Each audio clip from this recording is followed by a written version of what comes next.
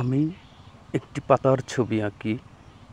পাতাটি গাছ হয়ে যায়, মাথা ভরা সবুজ কচি পাতা, গাছটাকে ছাতা মনে হয়। অনন্য প্রাকৃতিক সৌন্দর্যে ভরা আর সবুজে মরানো আমাদের এই বাংলাদেশ। এখানে প্রতিটি সকাল শুরু হয় পাখির কলকাকলিতে আর সবুজের স্নিগ্ধতা নিয়ে। অনুরূপভাবে সন্ধ্যা নামে নিড়ে ফেরা পাখির গুঞ্জনে। দিন দিন সবুজ কচি পাতা আর পাখিদের গুঞ্জন হারিয়ে যাচ্ছে।